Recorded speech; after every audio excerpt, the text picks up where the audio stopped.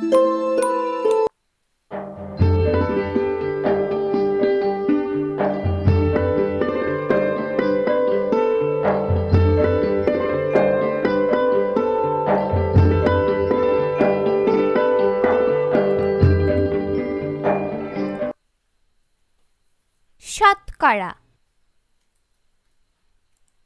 ৯-এর ১ রাশির তুলনা। কোনো বিদ্যালয়ের চতুর্থ শ্রেণীর ৫০ জন শিক্ষার্থীর মধ্যে ২০ জন ছাত্রী এবং পঞ্চম শ্রেণীর ২৫ জন শিক্ষার্থীর মধ্যে ১২ জন ছাত্রী। তুলনামূলকভাবে কোন শ্রেণীতে ছাত্রী বেশি তা আলোচনা করি।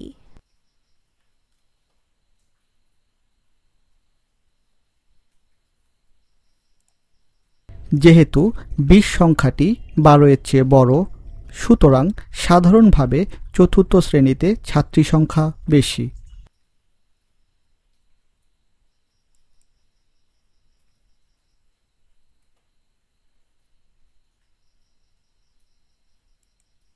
ভগ্নাংশে চতুর্থ শ্রেণীতে মোট শিক্ষার্থীর মধ্যে ছাত্রী 50/20 এবং পঞ্চম শ্রেণীর মোট শিক্ষার্থীর মধ্যে ছাত্রী 25/12। এখন 50/20 সমান 100/40 এবং 25/12 সমান 100/48। সুতরাং 50/20 ছোট 25/12 থেকে। তাই আমার মনে হয় আনুপাতিকভাবে পঞ্চম শ্রেণীতে ছাত্রী সংখ্যা বেশি। শতকরা হলো এমন একটি অনুপাত যা ১০০ এর ভগ্নাংশ রূপে প্রকাশ করা হয়। এরূপ ভগ্নাংশকে শতকরা প্রতীক শতাংশ দ্বারা প্রকাশ করা হয়। উদাহরণ: ১% = ১০০/১। ১৫% = ১০০/১৫। ১৩৭% = ১০০/১৩৭ ইত্যাদি। ১. নিচের শতকরাগুলোকে ভগ্নাংশ ও দশমিকে প্রকাশ করি।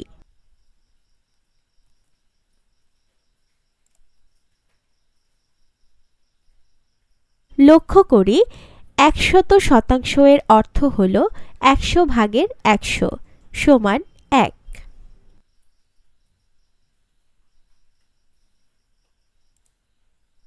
নিচের ভগ্নাংশ ও দশমিকগুলোকে শতকরা প্রতীক শতাংশ ব্যবহার করে প্রকাশ করো।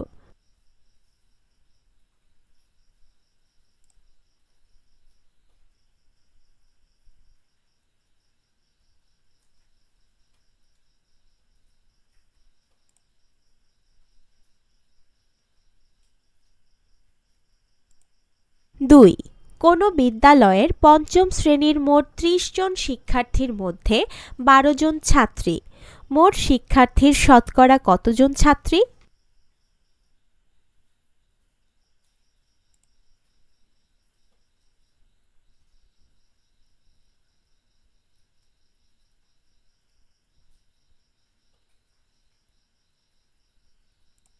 (30/12 = 5/2 সমান 100 কত?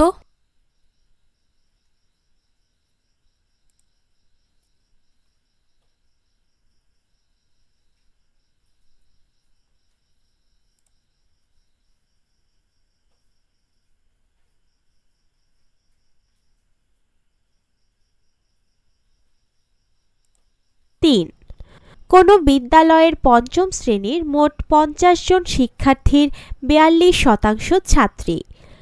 বিদ্যালয়টিতে মোট কতজন ছাত্রী?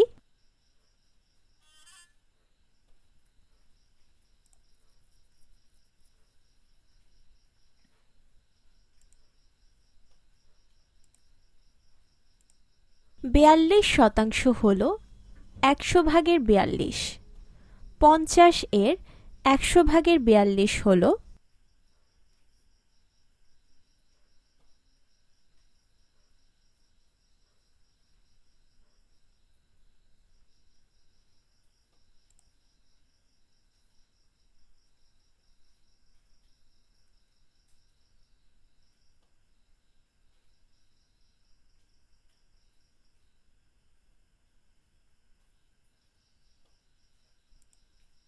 2 খালি ঘর পূরণ করো।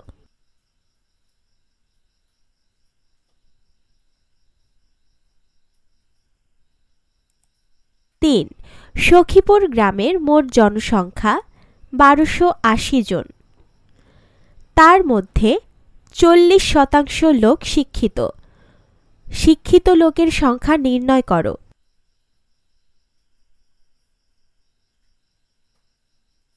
9-2 সরল মুনাফা। জসিম একটি ব্যাংক থেকে 6% বার্ষিক মুনাফায় 2000 টাকা ঋণ নিলে জসিমকে প্রতি বছর কত টাকা মুনাফা দিতে হবে? বার্ষিক মুনাফার হার 6%। এর অর্থ হল 100 টাকার 1 বছরের মুনাফা 6 টাকা।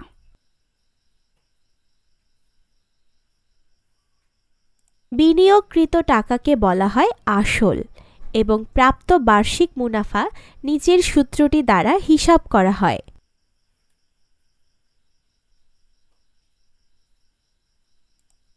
বার্ষিক মুনাফা সমান আসল গুণ 100 বার্ষিক মুনাফার হার।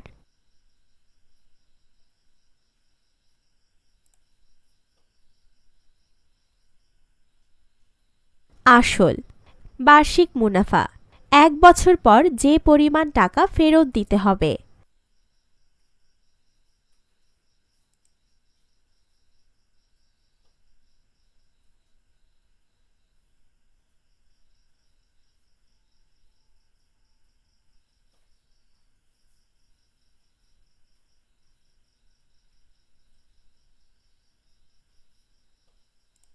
এক নিচের সমস্যাগুলো কিভাবে সমাধান করব আলোচনা করি।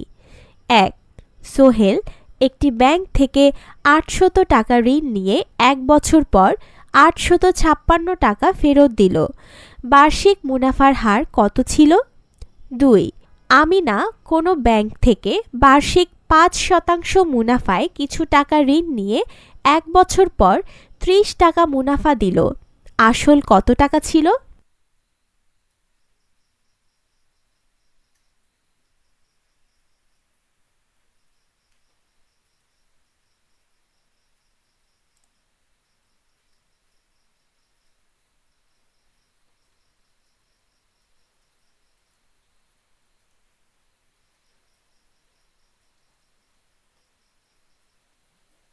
বার্ষিক মুনাফার হার অজ্ঞাত, আসল অজ্ঞাত।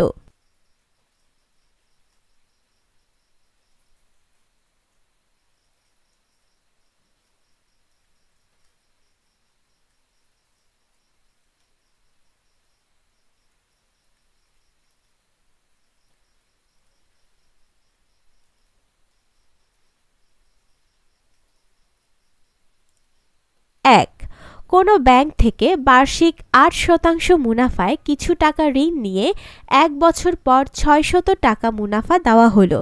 আসল কত ছিল?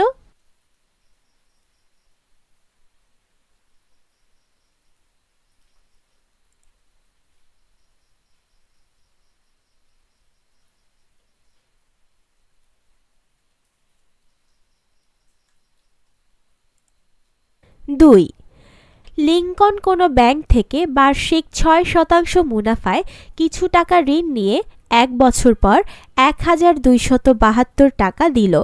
আসল কত ছিল?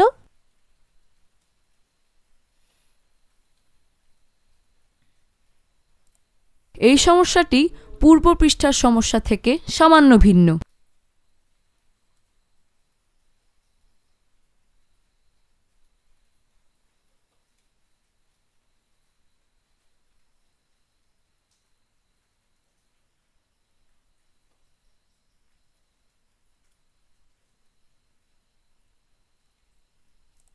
চলো একটি চিত্র এঁকে সমস্যাটি সমাধানের ব্যাপারে চিন্তা করি।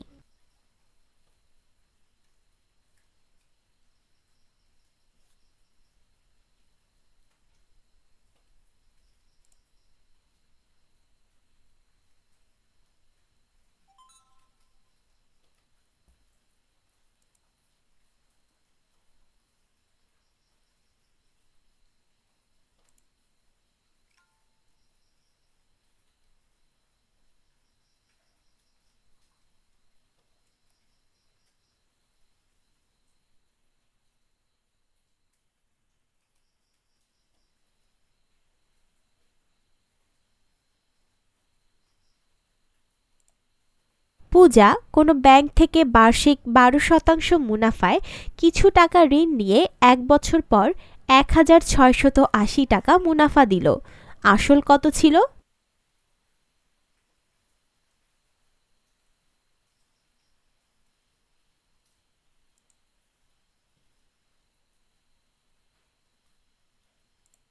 তিন।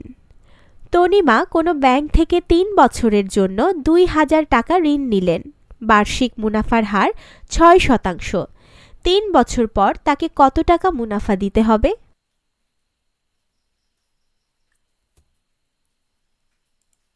তিন বছর শেষে বার্ষিক মুনাফার 3 গুণ পরিশোধ করতে হয়।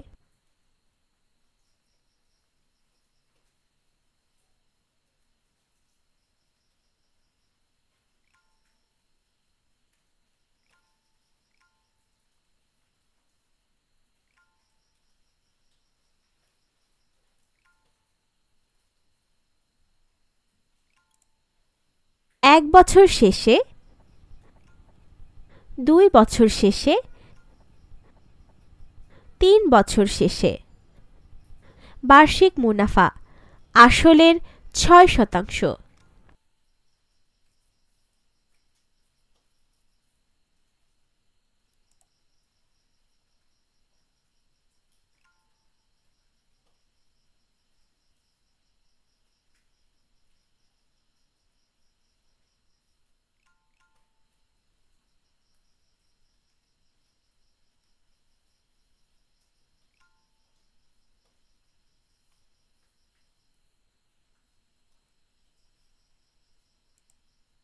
তিন। শ্যামল চাকমা একটি ব্যাংক থেকে 4500 টাকা ঋণ নিলেন। বার্ষিক 8% মুনাফা আসলের উপর ধার্য করা হলো। 1. 10 বছর পর মোট কত টাকা পরিশোধ করতে হবে? 2. কত বছর পর মোট মুনাফার পরিমাণ 2520 টাকা হবে? 9-3 লাভ ও ক্ষতি।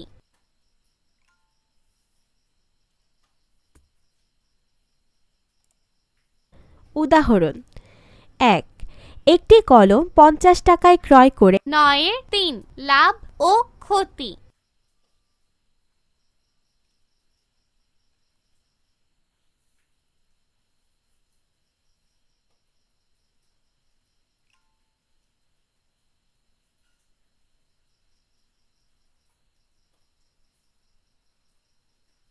ব্যবসায় আমরা যখন কোনো কিছু ক্রয় করি বা বিক্রয় করি তখন সাধারণত লাভ বা ক্ষতি হয়। ক্রয় মূল্য থেকে বিক্রয় মূল্য বেশি হলে লাভ হয়, বিক্রয় মূল্য থেকে ক্রয় মূল্য বেশি হলে ক্ষতি হয়।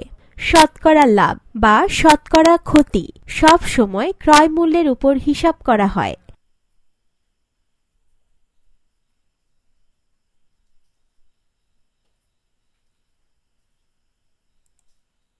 উদাহরণ 1. একটি কলম 50 টাকায় ক্রয় করে 56 টাকায় বিক্রয় করা হলে লাভ কত শতাংশ হবে? 2. একটি খাতা 15 টাকায় ক্রয় করে 12 টাকায় বিক্রয় করা হলে ক্ষতি কত শতাংশ হবে?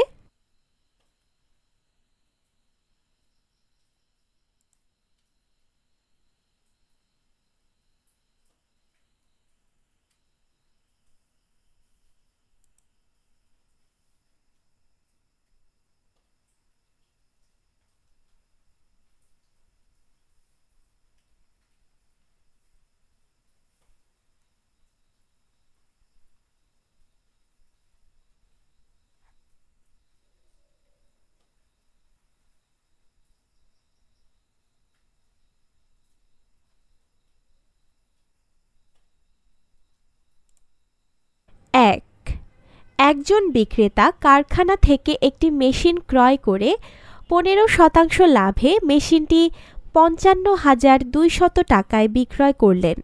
মেশিনটির ক্রয়মূল্য কত? চিত্র অঙ্কন করে সমস্যাটি কিভাবে সমাধান করবে তা নিয়ে সহপাঠীদের সাথে আলোচনা করো।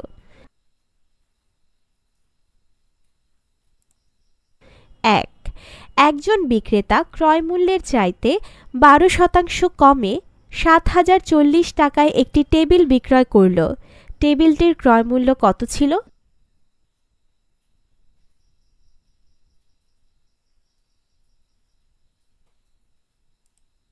অনুশীলনী 9। 1. খালি ঘর পূরণ করো।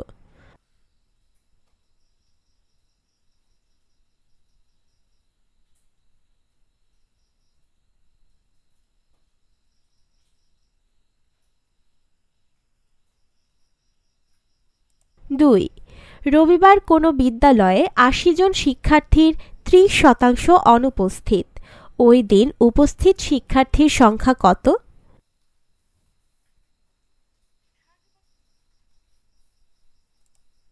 তিন, হোসেনের মাসিক আয় 2,500 টাকা এবং তার মধ্য থেকে তিনি 1,750 টাকা খাবার কেনায় ব্যয় করেন। শামীমের মাসিক আয় 1,800 টাকা এবং তিনি খাবার কেনায় 1,440 টাকা ব্যয় করেন। 1. তাদের প্রত্যেকের আয়ের ওপর খাবার কেনার ব্যয় শতকরায় প্রকাশ করো। 2. কে খাবার কেনায় আনুপাতিকভাবে বেশি টাকা ব্যয় করেন? 4. বার্ষিক 15% মুনাফায় কোনো ব্যাংক থেকে কিছু টাকা ঋণ নিয়ে 1 বছর পর 1,680 টাকা মুনাফা দেওয়া হলো। আসল কত ছিল? 5. ব্যাংক থেকে আসলের ওপর বার্ষিক 8% মুনাফায় 5 বছরের জন্য 15,000 টাকা ঋণ নেওয়া হলো। 5 বছর পর মোট কত টাকা পরিশোধ করতে হবে? 6. ব্যাংক থেকে 50,000 টাকা ঋণ নিয়ে 8 বছর পর মোট 98,000 টাকা পরিশোধ করা হলো। আসলের ওপর ব্যাংকের মুনাফার হার কত ছিল?